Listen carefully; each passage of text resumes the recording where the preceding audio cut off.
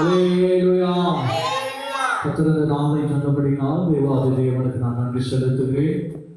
விசேஷமாக இந்த உயிர்ப்பின் சத்தியங்களின் 40வது வாரத்திலையும் கர்த்தர் நம்மோடு இன்றைக்கும் இடைபடுவாராக, நம்மோடு பேசுவாராக. அல்லேலூயா. இந்த உயிர்ப்பின் சத்தியங்களை கர்த்தர் நம்மோடு பேச ஆரம்பித்து இன்றையோடு 40 வாரங்கள் ஆயிடுச்சு. அல்லேலூயா. இன்னும் 12 வாரங்கள் ஆகினால் ஒரு வருஷம். இந்த ஒரு வருஷத்தை கர்த்தர் நம்மளுக்கு அவர் நெருங்கி கொண்டே இருக்கிறார். அல்லேலூயா, அல்லேலூயா.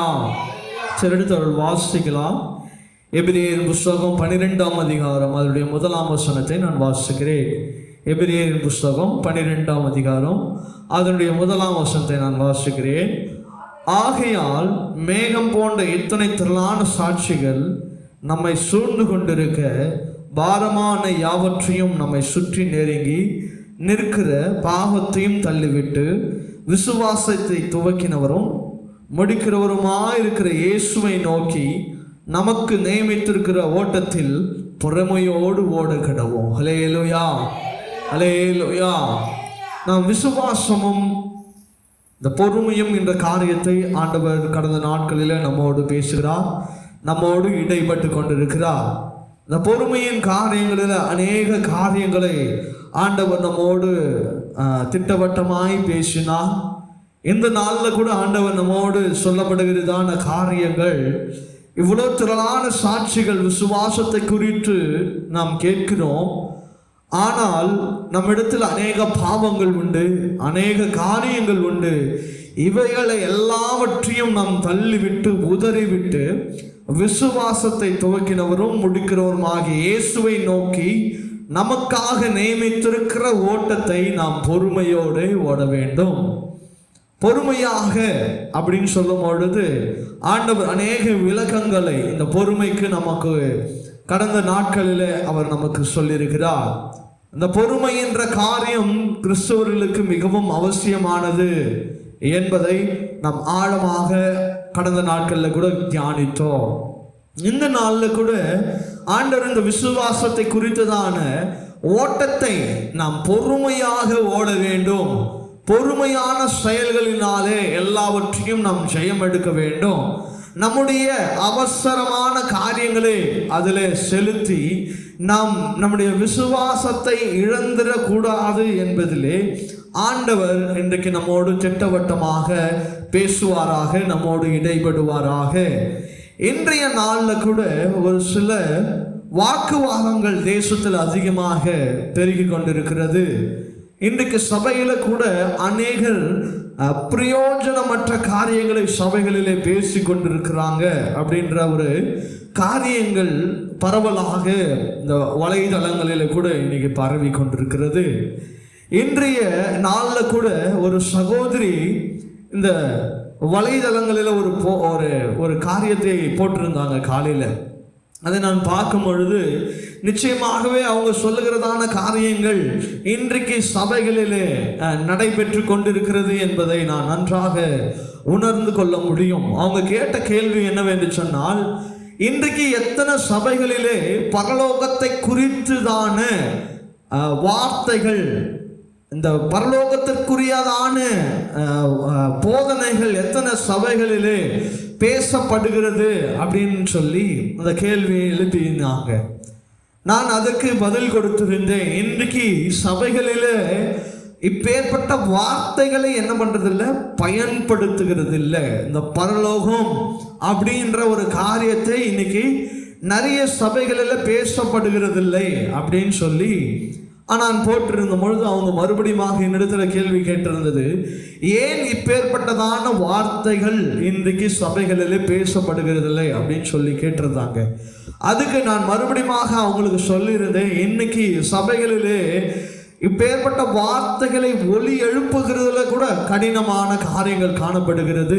ஏன் என்று சொன்னால், இன்னைக்கு சபைகளிலே ஆசீர்வாதம் என்ற ஒரு காரியத்தை கொண்டு வந்து இன்னைக்கு சபைகளிலே ஜனங்களுக்கு தேவையான சத்தியங்களை பேசாமல் ஜனங்களை எப்படி பரலோகத்திற்கு கொண்டு போவது, அவங்களை விசுவாசத்தின் காரியங்களில் எப்படி வளர்க்கிறது, எப்படி போராட்டமான காரியங்களில், அவர்கள் துன்பமான சூழ்நிலைகளிலே எப்படி அவர்களை மேற்கொண்டு அதிலே ஜெயம் எடுக்கிற விசுவாச காரியத்தை ஏன் பேசுகிறதில்லை என்று சொல்லி அநேக வாக்குவாதங்கள், அநேக அங்க பேச்சுக்கள் பரிமாறப்பட்டது. அந்த நாளில் கூட நான் சொன்னதான ஒரே ஒரு காரியம், இன்னைக்கு பரலோகத்தை குறித்து எங்கள் சபைகளில் நாங்கள் அதிகமாய் பேசுகிறோம், ஆனால் நிறைய சபைகளில் பேசுகிறதும் இல்லை. எந்த சபைகளிலே இவைகளை குறித்து தான சத்தியங்களை பேசப்படுகிறதோ, கடினமான உபதேசங்களை சபைகளில் பேசப்படுகிறதோ, அந்த சபைகளில் கடினமான வார்த்தைகளை சொல்லும் பொழுது இன்றைக்கு சபைகளிலே அநேக ஜனங்கள் என்ன பண்றதில்லை, வருகிறதில்லை. ஏன்னா பாஸ்டர் கடினமாக பேசுகிறாரு, எங்களை என்ன பண்ணுறாரு, சரியா இருங்கன்னு சொல்கிறாரு, ஒழுக்கமாக இருங்கன்னு சொல்கிறாரு அப்படின்னு சொல்லும் போது இன்னைக்கு ஜனங்களுக்கு என்ன பண்ணுறதில்ல, அது பிடிக்கிறதில்ல. வரமா, வார்த்தையை கேட்குறோமா, போகிறோமா அப்படின்னு தான் இருக்கணுமே தவிர எங்களை நீங்கள் என்ன பண்ணாதீங்க, ஒழுங்குபடுத்தாதீங்க, எங்களை சரிபடுத்தாதீங்க, எங்களை குத்தாதீங்க அப்படின்ற ஒரு காரியத்தில் தான் இன்னைக்கு சபைகள் இருந்து கொண்டிருக்கிறது. அப்பேற்பட்ட சபைகள் எல்லாமே ஒரு காலத்தில் என்னாகும், விழுந்து போகிறதாய் காணப்படும். அல்லேலூயா. அதனாலதான் நம்முடைய சபைகளிலே இப்பேற்பட்ட காரியங்களிலே நீங்க விழுந்து போகக்கூடாது என்று சொல்லி விசுவாசத்தை குறித்து இந்த 40 வாரங்களாக தொடர்ந்து இந்த விசுவாசத்தை குறித்ததான சத்தியங்களை நாம் கேட்டு வருகிறோம் தேவ பிள்ளைகளே. அல்லேலூயா. கடைசியாக இந்த வார்த்தைகள் எங்க போய் முடிஞ்சதுன்னு சொன்னா, அந்த சகோதரி கிட்ட நான் சொன்னதான காரியங்கள் இன்றைக்கு இப்பேற்பட்டதான ஆழமான சத்தியங்களை பேசுகிறதான சபைகள் என்ன பண்றது இல்லை, வளருதுகிறது இல்லை அப்படின்னு சொல்லி நான் கடைசியாக முடிச்சேன். அவங்க என்ன சொல்ல போகிறாங்கன்னு சொல்லி நான் ஆவலாக காத்துட்டு இருந்தேன். அவங்க சொன்ன ஒரே ஒரு பதில் என்ன தெரியுமா சொன்னாங்க, இன்னைக்கு சபை வளர்ச்சி என்பது ஜன கூட்டங்களினால் அல்ல, வருகிற ஆத்துமாக்கள் அவங்களுடைய ஆவிக்குரிய வளர்ச்சியில் தான் இருக்கிறது என்று சொல்லி அந்த சகோதரியோடு பேசினாங்க. அல்லேலூயா. நிச்சயமாகவே அதை நான் ஒத்துக்கொள்ளுகிறேன். இன்னைக்கு சபை என்னன்னு சொன்னா, இன்னைக்கு சபையில் 1000 பேர் வரணும், 10,000 பேர் வரணும் அப்படின்னு சொல்லி நம்ம நினைத்து கொள்ளுகிறோம். ஆனால் இந்த 10,000 பேர் 50,000 பேர் இருக்கிற சபைகளிலே எத்தனை பேர் ஆவிக்குரிய வளர்ச்சி அடைஞ்சிருக்கிறாங்கன்னு சொல்லி நாம கணக்கு எடுத்து பார்த்தோம்னா அதுல 100 பேர் கூட இருக்க மாட்டாங்க. அல்லேலூயா. நம்ம சபையில குறைவான ஆத்துமாக்களா இருந்தாலும் அவங்க சொன்னதான காரியம், அந்த குறைவான ஆத்துமாக்கள் கூட ஒவ்வொருத்தரும் அந்த ஆவிக்குரிய வளர்ச்சியில் நாம் வளர்ந்திருக்கணும்னு சொல்லி முடிச்சாங்க. அல்லேலூயா. இன்னைக்கு நம்முடைய சபைகளிலும் பெயர்பட்டதான சத்தியங்களை, வார்த்தைகளை, பிரயோஜனமுள்ள வார்த்தைகளையே நாங்கள் பேசிக்கொண்டிருக்கிறோம். பிரயோஜனமான வார்த்தைகளை உங்களை ஆவிக்குரிய வளர்ச்சியில வளர வேண்டும் என்று சொல்லி இந்த சத்திய வசனங்களையே நாங்கள் தொடர்ந்து பேசிக்கொண்டிருக்கிறோம். நாங்கள் ஏதாவது ஒரு டாபிக் எடுத்து அதுட்டு பேசிட்டு அது நேரம் ஒரு 1/2 மணி நேரம் எங்களால் பேசிட்டு போக முடியும். ஆனால் ஏன் இதே ஒரு வார்த்தைகளை இத்தனை வாரங்களாக தொடர்ந்து பேசுகிறோம் என்று சொல்லி நீங்களும் தியானிக்க வேண்டியது அவசியமா இருக்கிறது தேவ ஜனங்களே. அல்லேலூயா. இந்த விசுவாசத்தை குறித்து கிட்டத்தட்ட ஒரு 40 வாரங்களாக கேட்டுக்கொண்டிருக்கிறோம். ஆனால் நம்ம கேட்ட வார்த்தைகளையே ஆண்டவர் நம்மோடு பேசல. ஒவ்வொரு வாரமும் ஆண்டவர் நம்மோடு புதிய புதிய காரியங்களை என்ன பண்ணுறாரு, பேசிக்கொண்டே இருக்கிறார். அப்போ நாம இன்னும் அதிகமாக அந்த சத்தியங்களை கேட்க கேட்க கேட்க நம்ம ஆவிக்குரிய ரீதியில நம்ம வளர்கிறவர்களாய் காணப்படணும். அல்லேலூயா. அல்லேலூயா. இன்றைக்கி நாம் சோர்ந்து போகக்கூடாது. ஏன்னா அது இவ்வளோ பேர் இருக்கிறோம் அப்படின்ற ஒரு சோர்ந்து போகல் இருக்கக்கூடாது. நாம் ஒரு 10 பேராக இருந்தாலும் சரி, 20 பேராக இருந்தாலும் சரி, அந்த 10 பேரும் சரி, 20 பேரும் சரி, நாம் பரலோகத்திற்கு போவது அவசியம். அல்லேலூயா. 50,000 பேர் 1,00,000 பேர் சபையை வைத்துக்கொண்டு வெறும் 100 பேர் 200 பேர் பரலோகம் போகிறதுல ஒன்றும் பிரயோஜனம் கிடையாது. சபைகளில் இருக்கிறதான 10 பேராலும் சரி, 20 பேராக இருந்தாலும் சரி, 50 பேராக இருந்தாலும் சரி, அத்தனை பேரும் பரலோகத்திற்கு போவதுதான் ஒரு உண்மையான சபையின் அடையாளமாக காணப்படுகிறது. அல்லேலூயா. அல்லேலூயா. இங்கே வருகிற அனைவருக்கும் அப்பேற்பட்ட சத்தியங்கள் தான் போதிக்கப்படும். உங்களை ஆவிக்குரிய ரீதியில உங்களை வளர்த்துகிறதான சத்தியங்களை மாத்திரமே இங்க நாங்கள் பேசுகிறோம். அதை தான் ஆண்டவரே எங்களுக்கு கொடுத்து கொண்டிருக்கிறார். இந்த விசுவாசத்தின் காரியங்களில் நீங்கள் பொறுமையோடு ஓடணும் அப்படின்ற காரியத்தை கிட்டத்தட்ட ஆண்டவர் கடந்த 7 வாரங்களாக நம்மோடு பேசி கொண்டிருக்கிறார்.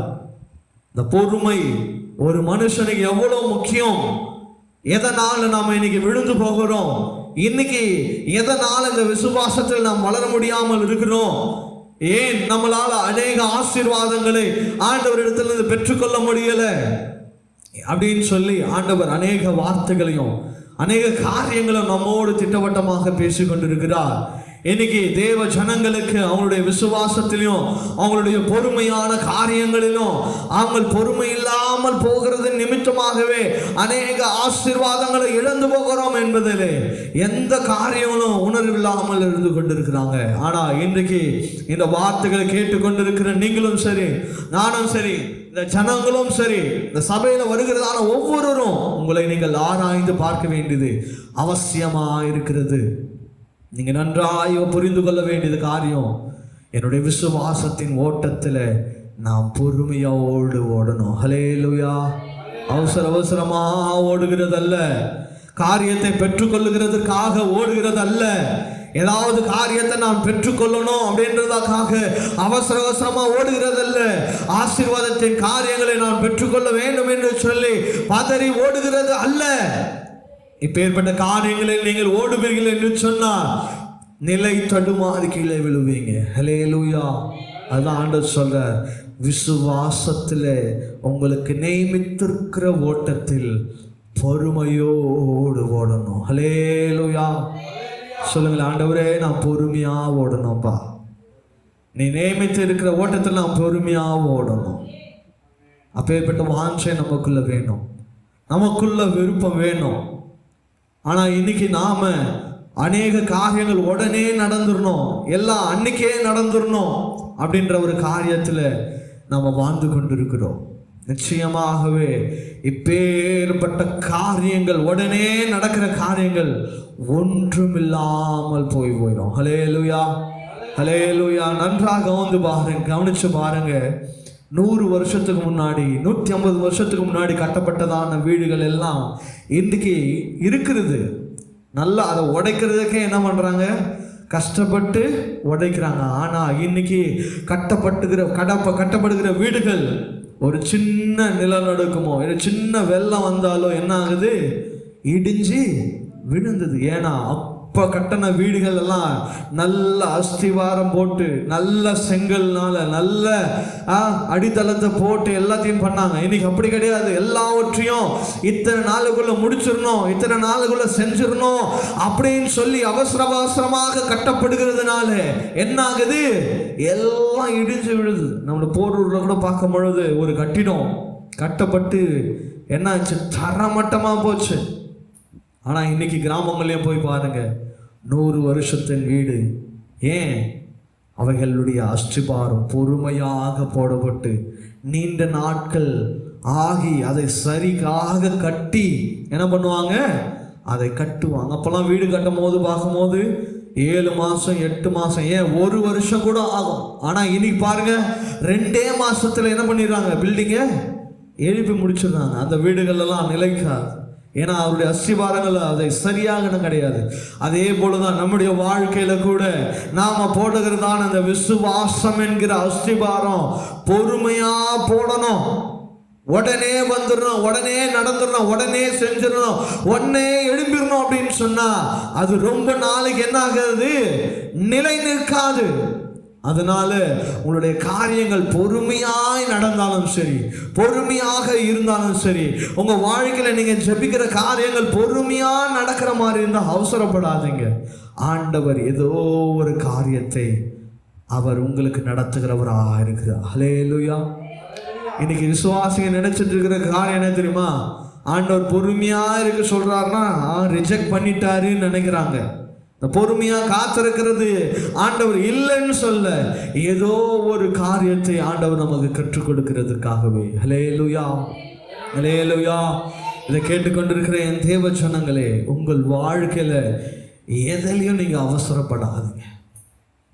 எல்லாவற்றிலும் பொறுமையா இருங்க, எல்லாவற்றிலும் உறுதியா இருங்க, நம்பிக்கையா இருங்க, விசுவாசமா இருங்க. கர்த்தர் மேல நீங்க பொறுமையா வைங்க இல்லையா? கடந்த நாட்கள்ல கூட நாம சங்கீத பகுதிகளில் வாசித்தது அதுதான்.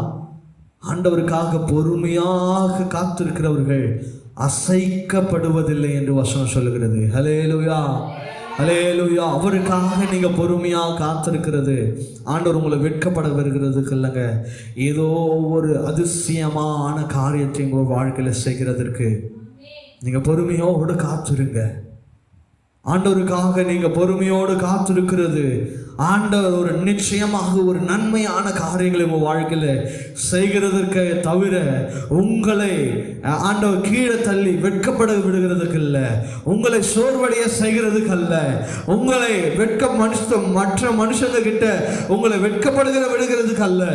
ஆண்டவர் ஏதோ ஒரு பெரிய காரியத்தை உங்கள் வாழ்க்கையில் செய்கிறதற்காகவே உங்களை பொறுமையாக இருக்க சொல்லுகிறார். ஹல்லேலூயா, ஹல்லேலூயா. இன்னொரு வசனத்தை கூட வாசிக்கலாமா? யாக்கோபின் புஸ்தகம் 1ஆம் அதிகாரம் அதனுடைய 3ஆம் வசனத்தை வாசிப்போம். யாக்கோபு 1ஆம் அதிகாரம் அதனுடைய 3ஆம் வசனத்தை வாசிக்க கேட்போம். உங்கள் விசுவாசம் பரீட்சையானது பொறுமையை உண்டாக்கும் என்று அறிந்து அதை மிகுந்த சந்தோஷமாக எண்ணுங்கள். யாக்கோபு 1ஆம் அதிகாரம் அதனுடைய 3ஆம் வசனம் எப்படியாய் சொல்லுகிறது? உங்கள் விசுவாசத்தின் பரீட்சையானது பொறுமையை உண்டாக்கும் என்று அறிந்து அதை மிகுந்த சந்தோஷமாக எண்ணுங்கள். பொறுமையா உங்களுக்கு இருக்கிறதற்கு, பொறுமையை உங்களுக்கு உண்டாக்குகிறதற்கு நீங்க என்ன பண்ணுங்க? சந்தோஷப்படுங்க. ஆண்டவர் என்ன சொல்றாருன்னு சொன்னா, நீங்க பொறுமையா இருக்கிறது உனக்கு வேதனையான காரியம் அல்ல, உனக்கு சந்தோஷத்தை உண்டாக்குவதற்கு உங்களை நான் பொறுமையாக இருக்க சொல்லியிருக்கிறேன். ஹல்லேலூயா, ஹல்லேலூயா, ஹல்லேலூயா. உங்களை பொறுமையா இருக்க சொல்றாரா ஆண்டவர்? பொறுமையினால உங்களை சோதிக்கிறாரா? உங்களை பொறுமையா இரு மகனேன்னு சொல்றாரா? பொறுமையா இரு மகளேன்னு சொல்றாரா? அதை நீ நிமித்தம் சந்தோஷப்படுங்க. ஏன்னா அதை கொண்டு ஆண்டவர் பெரிய காரியத்தை உங்கள் வாழ்க்கையில் செய்ய போகிறார். சந்தோஷமான காரியத்தை ஆண்டவர் உங்கள் வாழ்க்கையில் உண்டாக போகிறார். நீங்கள் நெடுநாளா நீங்கள் காத்திருப்பீங்க, சோர்ந்து போயிருப்பீங்க, ஆனால் வரும் பொழுது ரொம்ப சந்தோஷமா இருக்கும். அதுதான் வசனமும் சொல்லுகிறது இல்லையா? அப்படியாக நீங்க பொறுமையோடு தேவ சமூகத்துல சந்தோஷமா இருங்க. உலக மனுஷனுக்கு அது எப்படி இருக்கும் தெரியுமா? கேளிக்கையா இருக்கும், கிண்டலா இருக்கும், வருத்தமா இருக்கும், அவனுக்கு துன்பமா இருக்கும். ஆனால் சத்திய வசனங்களை அறிந்திருக்கிற நீங்களும் சரி, நானும் சரி, நமக்கும் சரி, நம்ம கிறிஸ்துவுக்குள்ள வாழ்கிறவங்களுக்கு தான் தெரியும் பொறுமையா இருக்கிறது சந்தோஷம் என்று சொல்லி. ஹல்லேலூயா, ஹல்லேலூயா. என்னப்பா இவ்வளோ காரியங்கள் நடக்குது, இவ்வளோ அவமான காரியங்கள் நடக்குது, இவ்வளோ நாள் வீடு கட்டிட்டு இருக்கிறீங்களே, இவ்வளோ நாள் வாகனம் வாங்கிட்டு இருக்கிறீங்களே, இவ்வளோ நாள் இதை செஞ்சுட்டு இருக்கிறீங்களே அப்படின்னு சொல்லி உங்களை ஏளனமா பேசலாம், உங்களை கேலி கிண்டல் செய்யலாம். நீங்க ஆண்டவர் அவங்க கிட்ட சொல்லுங்க, நாங்க ஆண்டவருக்கு விசேஷமானவர்கள். ஹல்லேலூயா, ஹல்லேலூயா, ஹல்லேலூயா. அடுத்தவனுக்கு சீக்கிரமா நடக்கிற விஷயம் உனக்கு பொறுமையா நடக்குதா, லேட்டா நடக்குதா, ஆண்டவர் விசேஷமாய் செய்வார். ஹல்லேலூயா. ஒருவேளை நீங்க வீடு கட்டிட்டு இருக்கிறீங்களா, உங்களுக்கு முன்பாக எல்லாரும் கட்டி முடிச்சுட்டாங்களா, நீங்க லேட்டா கட்டிட்டு இருக்கிறீங்களா, ஆண்டவர் அவங்க வாயாலே பேச வைப்பார். நாங்கெல்லாம் வீடு கட்டணும், ஆனா அவங்க வீடு வித்தியாசமானது என்று சொல்லி. ஹல்லேலூயா. நாங்கெல்லாம் வாகனம் வாங்கணும், நாங்கெல்லாம் வாங்கணும், ஆனா நீ வாகனம் வாங்கினியே உன்னோடது வித்தியாசமானது என்று சொல்லி. ஹல்லேலூயா, ஹல்லேலூயா. அப்பேற்பட்ட காரியங்களை தான் ஆண்டவர் உண்டாக்குவார், அப்பேற்பட்ட விஷயங்களை தான் ஆண்டவர் நம்முடைய காரியங்களை செய்வார். ஒருவேளை பொறுமையா இருக்குதுன்னு சொன்னா, பொறுமையாய் நடக்குதுன்னு சொன்னா, லேட்டா நடக்குதுன்னு சொன்னா, ஆண்டவர் உங்க வாழ்க்கையில ஏதோ ஒரு விசேஷமான காரியங்களை அதன் மூலமாக செய்ய போகிறார். ஹல்லேலூயா, யார் ஏளனமா பேசினாங்களோ, யார் கேவலமா பேசினாங்களோ, அதே வாய்களினாலே உங்களை ஆசீர்வாதமான வார்த்தைகளை பேச வைப்பார். யார் உங்களை கேலி கிண்டல் செய்தார்களோ அவர்களுடைய வாயிலே ஆண்டவர் நலமான நல்ல வார்த்தைகளை உங்களிடத்தில் பேச வைப்பார். ஹல்லேலூயா. எத்தனை பேர் விசுவாசிக்கிறீங்க? ஹல்லேலூயா. அப்ப பொறுமையா இருக்கிறவங்களுக்கு தான் இது நடக்கும். அவசரப்படுகிறவங்களுக்கு நடக்காது. ஒரு சில காரியங்களை ஒரு சிலர்லாம் ஜெபிப்பாங்க. என் குடும்பத்தில் நான் மட்டும் ரட்சிக்கப்பட்டிருக்கிறேன் ஆண்டவரே, இன்னும் ஒரு சிலர் ரட்சிக்கப்படலை. ஒரு சிலர் ரட்சிக்கப்பட்டிருக்கிறாங்க, சபைக்கு வரமாட்டாங்க. ஒரு சிலர் நாங்கள் எவ்வளோ கூப்பிட்டு பார்க்குறோம், வரமாட்டாங்க. எவ்வளோ ஜெபிக்கிறோம், வரமாட்டாங்க. நீங்கள் கூப்பிட்டு உடனே வந்துட்டா அதில் என்ன நன்மை? ஆண்டவர் ஒவ்வொன்றையும் அவங்களுக்கு சொல்லி கொடுப்பா, அவங்களுக்கு ஒவ்வொன்றையும் கற்றுக் கொடுப்பா. ஏன் நம்ம சபைக்கு இவ்வளோ நாள் போகலை அப்படின்ற வருத்தத்தை அவங்களுக்கு ஆண்டவர் உண்டாக்கி சபையில கொண்டு வந்து சேர்ப்பார். ஹல்லேலூயா, ஹல்லேலூயா, ஹல்லேலூயா. நம்புங்க, ஆண்டவர் எதை செய்தாலும், என் வாழ்க்கையில எந்த காரியத்தை ஆண்டவர் செய்தாலும் அது என் வாழ்க்கைக்கு நன்மை என்ற விசுவாசம் உங்களுக்குள்ள வரணும். பொறுமையான காரியங்களை ஆண்டவர் செய்கிறார் என்று சொன்னா அது உங்க வாழ்க்கையில ஏதோ ஒரு நன்மையை உண்டாக்க போகிறது. ஏதோ ஒரு காரியம் பொறுமையினால நடைபெறுகிறது என்று சொன்னார், பொறுமையாக நடக்கிறது என்று சொன்னார், ஏதோ நடக்காத மாதிரி இருக்குதுன்னு சொன்னா அது நல்லதுக்கென்று எடுத்துக்கொள்ளுங்க, நல்லதுக்கென்று எடுத்துக்கொள்ளுங்க. அதுதான் உங்களுடைய ஆவிக்குரிய முதிர்ச்சியா இருக்கிறது. இன்னைக்கு எதிர்க்கேத்தாலும் கலங்கி கொண்டிருக்கிறதோ, இல்லை வருந்தி கொண்டிருக்கிறதோ, இல்லை ஆண்டவர்கிட்ட கேள்வி கேட்டு கொண்டிருக்கிறதோ ஆவிக்குரிய முதிர்ச்சி அல்ல. நீங்கள் ஆண்டவர் எதை செய்தாலும் உங்கள் இருதயம் ஏற்றுக்கொள்கிறதா, அதுதான் இன்னைக்கு ஆவிக்குரிய முதிர்ச்சியா இருக்கிறது. ஆண்டவர் ஒரு சில காரியங்களை கொடுக்கிறாரா, சந்தோஷத்தோடு ஏற்றுக்கொள்ளுகிறீங்களா? அதே அளவுக்கு ஆண்டவர் ஒரு சில காரியங்களை கொடுக்கலன்னு சொன்னா அதை நீங்கள் என்ன பண்ணணும்? ஆவிக்குரிய முதிர்ச்சியோடு இந்த காரியம் எனக்கு ஆண்டவர் உண்டாக்கவில்லை என்று சொல்லி நீங்க என்ன பண்ணணும்? அதை ஏற்றுக்கொள்ளணும். ஒரு சில காரியங்களை ஆண்டவர் தாமதமாக அந்த காரியத்தையும் என் வாழ்க்கைக்கு நல்லது என்று சொல்லி அதை உங்க வாழ்க்கையில நீங்கள் ஏற்றுக்கொள்ள வேண்டியதுதான் உங்களுடைய ஆவிக்குரிய முதிர்ச்சியா இருக்கிறது. அவங்களுக்கு கொடுத்துட்டாரே, எனக்கு தரலையே, அவங்க அந்த ஆசீர்வாதத்தை பெற்றுக் கொண்டுட்டாங்களே, அவங்க வீடு வாங்கிட்டாங்களே, வீடு கட்டிட்டாங்களே, வாகனம் வாங்கிட்டாங்களே, அவங்களுக்கு அந்த ஆசீர்வாதத்தை ஆண்டவர் கொடுத்துட்டாரே, எவ்வளவு காலமாய் நான் ஜெபித்துட்டு இருக்கேன், வேண்டிட்டு இருக்கிறேன், எனக்கு ஆண்டவர் கொடுக்கலையே. இது ஆவிக்குரிய முதிர்ச்சி இல்லவே இல்லை. தேவனுடைய பிள்ளைகளே, ஆண்டவர் என் வாழ்க்கையில யாருக்கு என்ன செய்தாலும் அதை காட்டிலும் பல மடங்கு ஆண்டவர் என் வாழ்க்கையில செய்வார். அவர்களை காட்டிலும் என்னை ஆண்டவர் மேலாக வைப்பார் என்று சொல்ல அந்த ஆவிக்குரிய முதிர்ச்சியே இன்னைக்கு கிறிஸ்துவர்களுக்குள்ள, கிறிஸ்துவர்கள் வாழ்க்கைக்குள்ள வர வேண்டிய காரியமா இருக்கிறது. ஹல்லேலூயா. இன்னைக்கு இதை தான் நாம் இழந்து கொண்டிருக்கிறோம். இந்த ஆவிக்குரிய முதிர்ச்சியை தான் நாம் இழந்து கொண்டிருக்கிறோம். இந்த பொறுமையான காரியங்களில் தான் நாம் இழந்து கொண்டிருக்கிறோம். இன்னைக்கு பிசாசு இப்பேற்பட்ட பொறுமையான காரியங்களில் தான் நம்மளை ஜெயம் எடுக்க கூடாது என்று சொல்லி நம்ம எப்படியாவது கீழே தள்ளணும்னு சொல்லி போராடி கொண்டிருக்கிறான். நாமளும் அவனுடைய செவியை, அவன் சத்தத்துக்கு செவி சாய்த்து கொண்டிருக்கிறோம். தேவச்சனமே, பொறுமையோடு இருப்போம். விசுவாசத்தோடு கூடிய பொறுமை ஆண்டவர் என் வாழ்க்கையில் செய்வார். உங்களுக்கும் எனக்கும் செய்யாம யாருக்கு செய்ய போகிறார்? இதுவே உங்கள் ஆவிக்குரிய அர்த்தமாக இருக்க வேண்டும். என் தேவன் எனக்கு நியமித்திருக்கிறது எனக்கு செய்வார். அது வரைக்கும் நான் என்ன பண்ணணும்? பொறுமையோடு ஓடணும். உங்கள் ஓட்டத்தை நீங்கள் நிறுத்திடவே கூடாது. உங்கள் விசுவாசத்தின் ஓட்டத்தை நீங்கள் நிறுத்திடக்கூடாது. ஆண்டவர் இதை செய்யல, இனி ஏன் நான் ஆண்டவரை துதிக்கணும்? ஏன் இன்னைக்கு ஆண்டவரை ஆராதிக்கணும்? ஏன் நான் சபைக்கு போகணும்? இந்த காரியத்தை நான் ஜெபித்த ஆண்டவர் இதை செய்யல, ஏன் இதை நான் பண்ண வேண்டும் என்று சொல்லி இன்னைக்கு பிசாசு அநேகர் இருதயத்தில் பேசி இன்னைக்கு அநேகர் பின்மாற்றத்துக்குள்ள வாழ வைத்துக் கொண்டிருக்கிறான். பின்மாற்றத்தில் மாத்திரம் வாழ்கிறதல்ல, அவர்களை துன்மார்க்கமான ஜீவியத்தில் கொண்டு போகிறான், துன்மார்க்கமான காரியத்தை செய்ய வைக்கிறான், தேவனுக்கு பிரியமில்லாத காரியங்களை அவங்க இருதயத்தில் விதைக்கிறான், அவர்களை ஆண்டவருக்கு விட்டு தூரமாக்கி விடுகிறான். ஏன் இதை நடக்குதுன்னு சொன்னா உங்களுடைய ஓட்டம் ஆண்டவருக்கு நேராக ஓடுது. உங்கள் ஓட்டம், உங்க விசுவாச ஓட்டம் பொறுமையான ஓட்டம் இல்ல. ஆண்டவர் என் வாழ்க்கையில நன்மை செஞ்சா மட்டும்தான் நான் அவரோடு இருப்பேன் அப்படிங்கிறது உண்மையான கிறிஸ்துவர்களுக்கான அடையாளம் கிடையாது. ஆண்டவர் எனக்கு நன்மை செய்தாலும் சரி செய்யலனாலும் சரி நான் அவரை துதிப்பேன், பாடுவேன், அவரோடு தான் இருப்பேன், நான் மரிக்கிற வரைக்கும் நான் அவரை உறுதியாய் பிடிப்பேன் சொல்றாங்க பாருங்க. அவன் தான் உண்மையான விசுவாசி. நீங்க எத்தனை பேர்பட்ட விசுவாச ஜீவித்தில் நம்ம வாழ்ந்து கொண்டிருக்கிறோம்? இப்ப ஏற்பட்ட பொறுமையான ஓட்டம் நமக்குள்ள வேணும். பொறுமையோடு காத்திருக்கிற எண்ணங்கள் நமக்கு வேண்டும். நம்முடைய ஆவிக்குரிய வாழ்க்கையில கர்த்தரை தேடுகிறதுல நாம உறுதிப்படுகிறவர்களாய் காணப்படணும். என்ன நேர்ந்தாலும் சரி என் வாழ்க்கையில நான் ஆண்டவரை மட்டும் விடவே மாட்டேன்.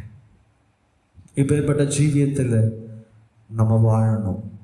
இப்படி வாழ்ந்தாதான் பரலோக ராஜ்யம் நமக்கு சொந்தமாய் கிடக்கும். ஹல்லேலூயா, ஹல்லேலூயா. பாதியில வருகிறது அல்ல, பாதி ஓட்டத்துல ஓடுகிறது அல்ல, நிதானமாய் பொறுமையாக அந்த ஓட்டத்தை முடிக்கணும். நான் 90% ஓடிட்டேன், எனக்கு ஃபர்ஸ்ட் பிரைஸ் கொடுங்கன்னு சொல்ல முடியுமா? நான் 99% வரைக்கும் முதலாவது வந்தேன், அந்த லைனை தொடும் போதுதான் நான் 2வது ஆயிட்டேன்னு சொன்னா அங்க ஒத்துப்பாங்களா? ஓட்ட பந்தயத்துல அந்த 100வது சதவீதம் அதுல யார் முதல்ல வருகிறானோ, அதுல எவன் சரியாய் ஓடுறானோ, அதுல எவன் நீதியாய் நடக்கிறானோ, எவன் ஆண்டவருக்கு பிரியமாய் அந்த 100% உண்மையாய் வாழ்றானோ அவன்தான் பரலோகத்தில் அவரோடு வலது பாரஸ்தர் உட்கார முடியும். ஹல்லேலூயா. நீ கேட்டுக்கொண்டிருக்கிற என் தேவ ஜனங்களே, கொஞ்ச காலம் தேவனுக்கு பிரியமாய் வாழ்கிறதுனால நீ பரலோகத்துக்கு போயிட மாட்ட. நீ கொஞ்ச காலம் ஆலயத்துக்கு போகிறதுனால நீ பரலோகம் போயிட மாட்ட. நீ கொஞ்ச நாள் ஆண்டவருடைய சமூகத்துல வந்து ராபோஜனம் எடுத்ததுனால நீ பரலோகம் போயிட மாட்ட. நீ ஞானஸ்நானம் மட்டும் எடுத்ததுனால நீ பரலோகம் போயிட மாட்ட. பரிசுத்த ஆவியை நீ பெற்றதுனால மட்டும் நீ பரலோகம் போயிட மாட்ட. உன்னுடைய வாழ்க்கையின் ஜீவியம் பரிசுத்தமா இருக்கணும், உண்மையா இருக்கணும், தேவனுக்கு பிரியமா இருக்கணும். உன் விசுவாசம் தேவனுக்கு பிரியமுள்ள ஓட்டமா இருக்கணும். ஆண்டவருக்காக நீ பொறுமையா ஓடுறியா, உண்மையா ஓடுறியா, கடைசி வரைக்கும் ஓடுறியா? அதுதான் ஆண்டவர் விரும்புகிறதான காரியம். ஹல்லேலூயா. கொஞ்ச காலம் ஓடுகிறதுல தேவ ஜனமே, நான் கொஞ்ச நேரம் சபைக்கு போயிட்டேன் அதனால பரலோகம் போயிருவேன், நான் கொஞ்ச நாள் தேவ சமூகத்தை தேவனுடைய ஊழியத்தை செஞ்சிட்டேன் அதனால நான் பரலோகத்துக்கு என்னை கொண்டு போயிடுவாரு. இப்பேற்பட்ட எண்ணங்களிலிருந்து உங்களுடைய சிந்தைகளை மாற்றிக்கொள்ளுங்க. உன் கடைசி காலம் வரைக்கும், நீ மரிக்கிற வரைக்கும் ஆண்டவருக்காக நீ உண்மையாய் ஜீவிக்கணும், பரிசுத்தமா வாழணும், உண்மையா வாழணும், நீதியின்படி வாழணும், நியாயத்தின்படி வாழணும். அப்படி நீ வாழ்ந்து ஓட்டத்தை முடிச்சாதான் நீ பரலோகம் என்ற வாசலுக்கு நேராய் கடந்து செல்ல முடியும். ஹல்லேலூயா, ஹல்லேலூயா. அறிபறியா ஓடுறது இல்ல, நிதானமற்று ஓடுகிறது இல்ல, பதறி ஓடுகிறது அல்ல, சிதறி ஓடுகிறது அல்ல, நிதானமாய் பொறுமையோடு உங்கள் விசுவாசத்தை காத்துக்கொண்டு ஆண்டவருக்காக நீங்கள் உண்மையாய் ஓடும் பொழுது நிச்சயமாகவே உங்கள் ஓட்டம் பொறுமையாய் இருக்குமானால் அது தேவனை மாத்திரம் நோக்கி ஓட கடவும். ஹல்லேலூயா. தேவஜனமே, தேவனுடைய பிள்ளைகளே, எதை குறித்தும் கவலைப்படாதீங்க.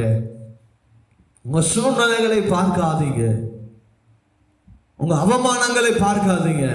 நான் இயேசுவுக்காக தானே வந்தேன், இயேசுவை நம்பி தானே வந்தேன், இயேசுவுக்காக தானே வந்தேன், ஏன் இந்த சூழ்நிலைன்னு சொல்லி எதை குறித்தும் நீ கவலைப்படாத. உன் துக்க நாட்கள் முடிய போகிறது. ஆண்டுடைய வருகை மிகவும் சமீபமா இருக்கிறது. தேவச்சனமே, அதை நம்புங்க, அதை விசுவாசிங்க. கர்த்தர் சொல்லப்பட்டதான ஒவ்வொரு தீர்க்க தரிசனங்களும் இந்த நாட்களில் நிறைவேறி கொண்டிருக்கிறது. நீங்கள் அதை கவனிக்கிறீங்களான்னு எனக்கு தெரியல. ஆண்டவர் சொல்லப்பட்டதான, பைபிள்ல சொல்லப்பட்டதான ஒவ்வொரு காரியங்களும் இந்த கடைசி காலங்களிலே நிறைவேறி கொண்டிருக்கிறது. உங்கள் காலத்தை பிரயோஜனப்படுத்திக் கொள்ளுங்க. மனுஷனுக்காக வாழாதீங்க, மனுஷனுடைய காரியங்களுக்காக வாழாதீங்க, மனுஷனை பிரியப்படுத்துகிறதுக்காக ஓடாதீங்க. கர்த்தரை பிரியப்படுத்துவதற்காக ஓடுங்க. அதுவும் பொறுமையோடு ஓடுங்க. விசுவாசத்தை காத்துக்கொண்டு ஓடுங்க. நீங்கள் ஒருவேளை மனுஷனை பிரியப்படுத்துகிறதுக்காக உங்கள் வாழ்க்கையை நீங்கள் வாழ்ந்து கொண்டிருப்பீர்கள் என்று சொன்னால் இவ்வளவு காலம் நீங்கள் ஆண்டவருக்காக வாழ்ந்த வாழ்க்கை வீணாய் போயிடும். இந்த கடைசி காலத்துல தான் நீங்களும் நான் ஆண்டவருக்காக உண்மையா ஓடணும், விசுவாசமா ஓடணும். அவருடைய வருகை மிகவும் சமீபமா இருக்கிறது என்று தெரிந்தோம் நாம் பதறிக்கொண்டு ஆண்டவருக்கு விரோதமான காரியங்களை செய்வோமானால் நியாய தீர்ப்பின் நாள்ல ஆண்டவருக்கு முன்பதாக நீங்களும் நானும் நின்று கொண்டிருப்போம் என்பதில் எந்த மாற்று கருத்துக்களும் இல்லை. விசுவாசமாய் ஓடுவோம், உண்மையாய் ஓடுவோம், நீதியின்படி ஓடுவோம், பொறுமையோடு ஓடுவோம். உங்கள் விசுவாசமும் உங்கள் பொறுமையும் கர்த்தருடைய திட்டத்தின்படி வாழ்ந்து அந்த பரலோகம் என்ற மேன்மையை நாம் பெற்றுக்கொள்வோம். தேவன் தாமே இந்த வார்த்தைகளை ஆசீர்வதிப்பாராக. நம்ம எல்லாம்